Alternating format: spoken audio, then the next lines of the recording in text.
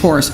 We're also seeing Lansing supporting the Marshall Plan. We are one of the only unique communities that offer all three of the points they need. We have P12, we have the community college, and we have the businesses.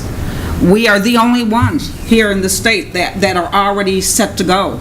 We need to continue to show that we will support that and make sure that we find those other opportunities to gather and capture more resources. But sometimes you have to invest a little in order to bring those dollars into fruition. So that's my argument for the direction I finally, and quite frankly, I was hesitant for moving forward with this. It's a hard argument to go to my neighbors and say, hey, I need you to still continue to cough up some money when there's an opportunity for them to get some respite there. But right now, I think we're not ready yet to relieve ourselves of that those extra dollars, and that we could find a way to use them that would benefit us all in the future. Yes. Thank you, Trustee Petlicoff, and I completely agree with your sentiments, and I myself initially had my hesitations for the same reasons that you already stated, and I don't think I need to go over that. And at the end, for me, it was, there are some decisions that we make here that affect us as a board, and some decisions that, quite frankly, have to be left for the electorate. This specific millage doesn't only affect us, it's going to affect the city as a whole. And we have an informed community, a community that clearly loves this college. And for me, thinking about today's decision is not taking the community's right to choose away from them. At the end of the day, if this goes on the ballot, it is up to the community as a whole, citizens of Dearborn, to vote for this or to not vote for this. And I myself can't take that away from them. And that's the direction that I was going in as well. Yes. Trustee Berry. Now, with the understanding that you're just a messenger today, this is your first meeting, so, and same thing with Mr. Satkowski. Recently, when I say recently, I'm talking about the past, if you consider the past decade and a half, recently joined the college. I guess the question, there are some cabinet members here that were around in 2013. Is it in 2014 and 2015 when we start taking on these expenses? Did anybody ever say, "Hey, slow down. This $1 million was supposed to be a temporary fix to get us out of this mess that but poor management from 2007 to about 2011, poor management, straight out lying to the board. People were asked to kind of leave this college. They were asked nicely to leave, I think too nicely, if I remember what Jim Schoolmaster said. Did anybody ever put the brakes on and say, hey, wait a second, there's going to come a time where this $1 million is going to go away. What do we do then? Can anybody answer that question? Was it even talked about in cabinet when we start taking on these extra expenses? Well, Trustee Berry, I appreciate your sentiments, and I appreciate your proviso that I may be just the messenger here, but I take on that role. I am the messenger for the cabinet, and I'm happy to respond to your legitimate questions. I can dig in and find those answers. I don't know them right now. What I can tell you is I have looked. I know that your concern is what was represented to the board in the past, and I think I've heard different positions on that. But I recognize your concern with whether there was candor given to the board in the history of this college. What I can tell you is going forward, you can expect myself and my team to give you nothing less than what you saw today and what Mr. Satkowski gave you in the last meeting that I watched. We are going to keep attempting to show you every bit of information you want to see about why and how we're spending the citizens' tax dollars, because that's an appropriate question. We're going to try to explain to you why it's a valuable investment. And if we don't make a good enough argument, then we don't deserve your support. To the extent that you feel that we didn't hold up our end of the bargain, and I say we as a college because historically, whether it's a president or a cabinet member, we all speak for the same now. You have my apologies. I can't make those wrongs in the past right, but I can tell you, going forward, you can expect the kind of candor and the kind of upfront discussions. And if we do get to a place where we have to make tough decisions about whether we should pump the brakes and whether we should stop funding certain programs, we'll be right back. As long as I'm leading this college, we'll be right back here talking to you about it. And there'll be no doubt whatsoever about what we're doing. Whether you like it or you don't like it, you'll have the truth about what we're doing. And going forward, this 5-year mill, if we are blessed with your support, I can... And the community support. Well, your support to go to the community. Thank you, Trustee Pelishkov. I can promise you, the conversations will begin immediately. If we're blessed with the support of the community in November, the conversations will begin immediately. And that is, how are we going to solve the long-term funding problem associated with community colleges? Because you saw those graphs. We cannot rely on the state. I hear you loud and clear. We cannot continue to go back to the community. And this mill, if it is approved, Trustee Barry, it's only for 5 years. I'm sorry that my answer may not be fully satisfying, but I hope it does give you at least some idea of where we're headed in the future. I didn't mean any disrespect by saying you're just a messenger. I was just trying to be a nice guy. Well, I take that. But you mentioned when we're out and about at Kroger, I don't do much shopping, but I like to eat. I like to meet for breakfast and lunches. Just last week, I was meeting in one of the Coney Islands for breakfast, and a young man walked up to me and he said, "Aren't you so-and-so?" I said, "Yes." He said, "Oh, I just graduated from Henry Ford College." And I'm sticking my chest out, smiling, and I don't know, he said he was going, I don't remember, but his exact words were, "Your classrooms suck." And now I hear you say, $22.86 million. I mean, that can's been kicked down the road for a long, long time just to balance the budget. And I heard earlier that it's not the board's fault, and it's not the taxpayers' fault, it's not the students' fault, it's the state's fault. But in Dearborn, we always go to our taxpayers. I mean, I brought my millage rate here for, comparing Wayne County to Oakland County, then actually comparing the cities in Wayne County. And I don't have to bore you with that information. I already did where Dearborn stands. But the taxpayers in Dearborn for the last decade and a half has been losing services.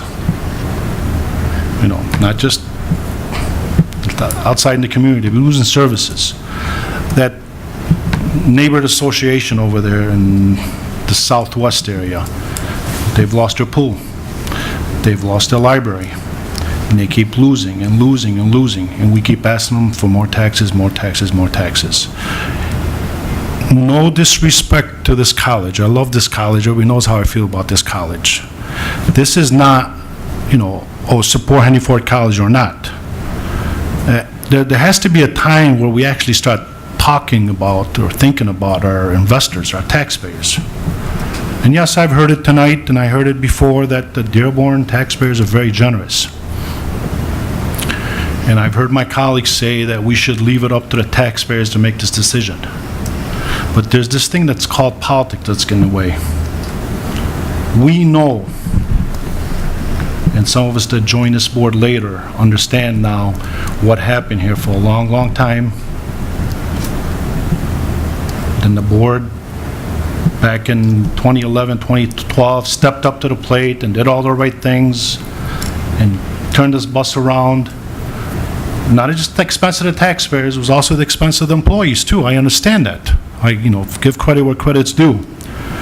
But even though the employees of this college are not made 100% full yet, they're on their way. But the taxpayers keep paying and paying and paying. I honestly went out and sold this 1 mil temporary fix. We need it. We got rid of the management that caused this headaches for us. We need this temporary fix. I went out there and sold it. Talked to my friends, talked to I serve on a few other boards, different organizations, neighborhood associations, PTA, baseball teams, football teams. I went out there, and I was the biggest ambassador of Henry Ford College, saying this is a one-time temporary thing. I honestly would feel like a lawyer going back to those same people, saying something changed, because I'm not fully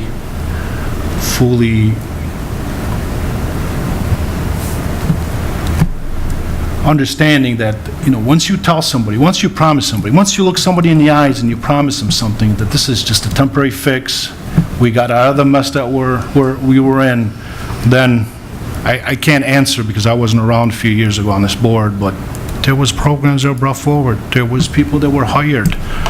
Somebody should have stepped up and said, hey, wait a second.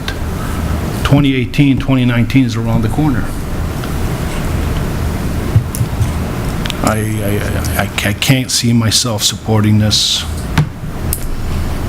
for a lot of reasons, and that's, I honestly would feel, like I said, like I'm lying to my constituents if that was the case. I understand it. For 22, almost $23 million of what this college needs that should have been taken care of 10, 20, 30 years ago, didn't happen. Everybody here heard my spill about, I'll go ahead and say it this time, I was at Schoolcraft College a few weeks ago. Wow. We're getting I'll keep it clean, some amazing things going on over there. Why do they deserve better than here? Why do the students over there deserve than the students in Dearborn, in Henry Ford College? Yes, this is a gem in Dearborn. I attended this college many, many years ago, and nieces and nephews and friends and attended this college. Why do we have to put up with this? Why do we have to keep paying? We're paying a big tab here. I'm a taxpayer, we're all taxpayers here. We're paying for services that, honestly, I think the taxpayers in Dearborn are getting shortchanged. If it's the city, if it's the college, and if it's Dearborn Public Schools, we're shortchanging our investors. I feel very strongly about that. Should we move to the actual motion so that we can still have discussion after the motion? So perhaps we could go to... That would be the right thing to do, but I believe President Cavalluna asked for questions. Well, that's what, I didn't hear. We can go to the next anybody item, ask Mr. any Chair. question. Anybody else want to ask any questions to the president? This is for an extension of 5 years. The other 3 mills, when are those set to expire? I believe they're 10 years, it's a 10-year mill, and I believe it is set to expire in 2022. 6 more years. 6 more years from now, is that right? Yes. Correct, yeah. So this would come up 1 year before that one would? Yes. Yes. And that, yes. Okay. Any other questions for the president? And could we move on to the motion, please? Millage renewal proposal and resolution, Board Report 4453. Recommended action, move to approve the millage proposal, resolution, and ballot language that would continue the existing 1 mill levied by the school district of the city of Dearborn and allocated to Henry Ford College for general operating purposes, which millage was voted for in 2013 for 5 years and which will expire with the school district's 2018 tax levy for 5 years from 2019 to 2023 inclusive. So moved. Support. We have a motion and a support. Is there any discussion?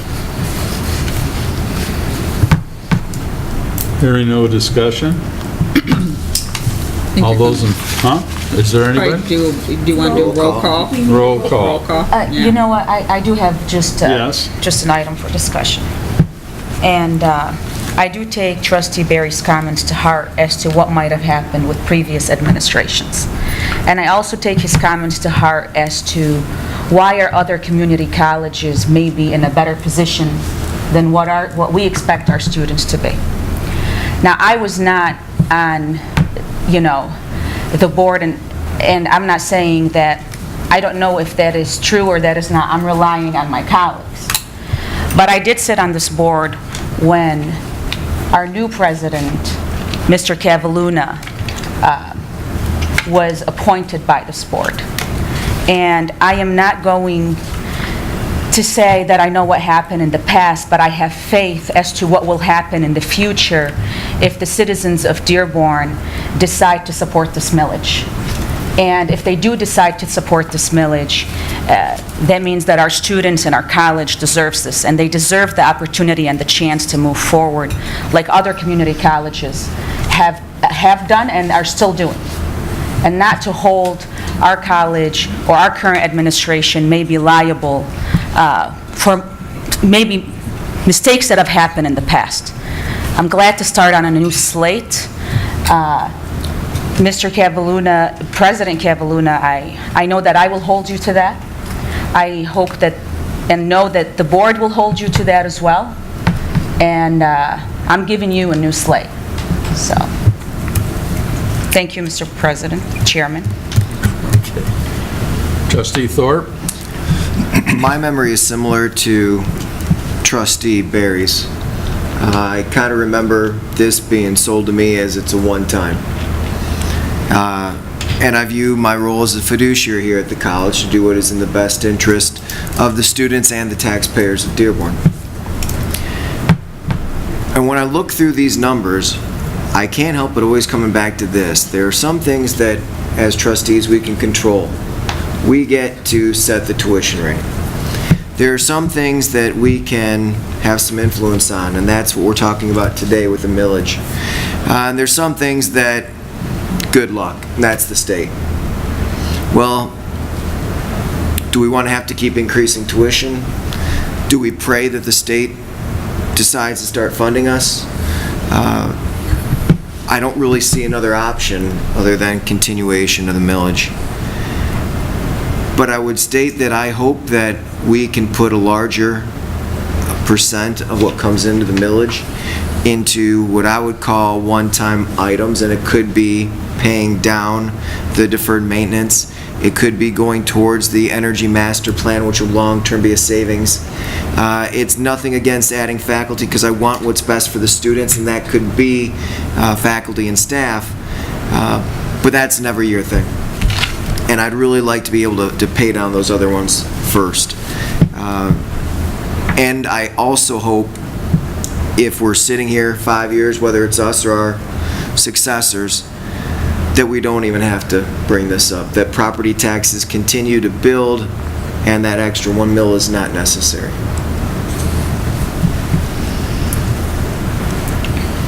No one? Okay.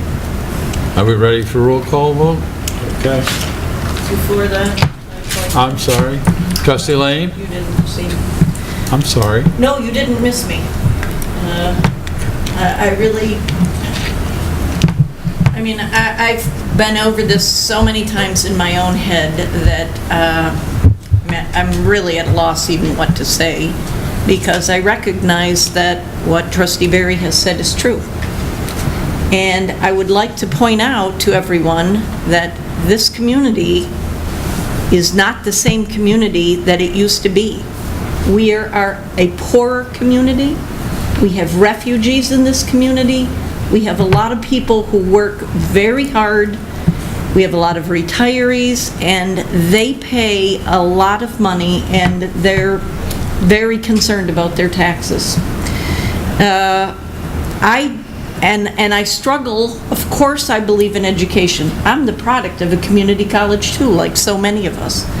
But I struggle with, can I have one institution in all of our society suck all the air out of the room?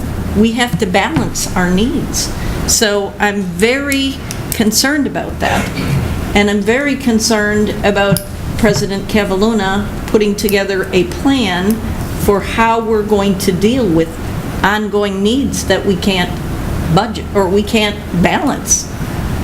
And the state, I'm very concerned with their lip service, but lack of budget. We're falling educationally, and we know as a state that we depend on skilled and educated people to maintain our society. Taxes are the price of that civilization. I have no objection to paying my share of taxes. I'm proud of being able to pay my share of taxes, and I know that there are people that I'm supporting with those taxes. But we only pay those taxes willingly here, knowing that we have good stewardship for our community. So I've just really struggled with this. And before we take a vote, I would like to clarify that I'm voting for the people to express their opinion on it. And we will see what people vote for. But we have a CSO coming up. We have a Dearborn Museum that needs money. We have our district. We're proud of our 19 students per class here at the college. And across the street at our kindergartens, we have 25. Is that right? So we have a need for transit. We had people speaking here on transit. We have young people, my own, who won't stay in Michigan. Educated, capable young people, because they don't have transit here. Because we're not building a society that they want to participate in. We have a lot of needs. So I don't really want to scold everybody, but I guess that's what I sound like. But we have a serious decision. And this decision for me is to put this before the voters, but I want everyone to know that we all share a part of this, and we all have to make it work, because we're all saying that we believe in this civilization that we've created. We need to support it, but it needs to, we cannot afford to spend it frivolously. So, thank you, Mr. Chair. Well, I think that what we're talking about is sustainability of this institution. And from my perspective, when you cut the budget by 5%, I just kind of look at this macro way, that usually it takes about 87% of the budget to pay for salaries and fringe benefits, and it takes another 7% to just maintain the buildings and all the furniture and everything. We end up with having about 5% to move forward. And when we need to put this in front of the voters for them to understand that in order to sustain this institution, it does take money. I agree with you, Trustee Lane. I think we need to put it in front of the voters. We need to have a lot of discussion. Trustee Berry. Trustee Thorpe, with all due respect, I think I was sitting in that chair right there where you're sitting back then in 2013 when this 1 mil came up. And I heard my former colleagues, the veterans on the board, say just pretty much, I mean, they told us that once you vote this in, just consider it part of the expense moving forward for the taxpayers. I was new to the board, and I was like, no, after 3 years, I honestly believe that after 3 years, we were giving the taxpayers a break. With all due respect, I think moving forward 3-4 years from now, 5 years from now, the 4 mills become the norm, and unfortunately, the way things are looking with the state, we'll probably be going out to ask for more money. That's just the way I feel. I did have the quotes in here, and they were in the paper, they were in the minutes from the former board members, but I don't believe it will help any tonight, so just put them away. Any other discussion? Can we have a roll call? Roll call vote. Hussein Berry, no. Fadwa Hamud? Yes. Mary Lane? Yes. Celia Nasser? Yes. Mary Petrikov? Yes. James Thorpe? Yes. Chair Michael Mead. Yes. Next item, please. The motion is approved. Yeah, motion's approved, 6-1. Next item, President's contract clarification. President Cavaluna. Thank you, Mr. Secretary. This will be very brief. Before I address this issue, let me just say, I recently said that I appreciate public bodies who have vigorous debate about what the right policy is, and I just want to tell you that I appreciate the rigorous debate that you all had, and I expect it to continue when we do have issues of consequence before this community. And to the extent you have any feedback for my team beyond what you've said, I'm always ears open on that point, and the message is loud and clear. My team's here with me tonight. I have heard all of the constructive feedback on those issues.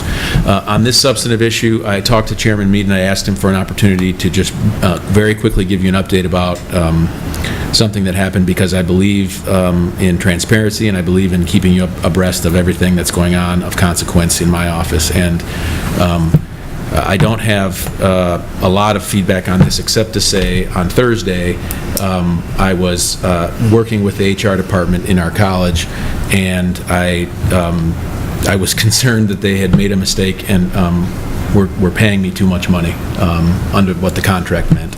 I quickly talked to the chairman and asked the chairman to counsel with Dan Tuckle, this board's outside legal counsel.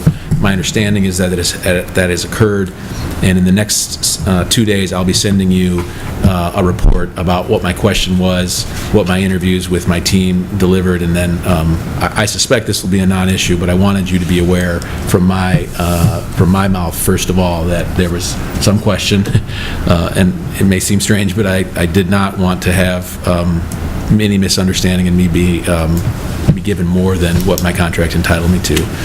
I recognize that may raise a lot of questions in your eyes, but give me 48 hours. I'll give you a briefing. It's important that I make sure that all of you receive the information at the same time.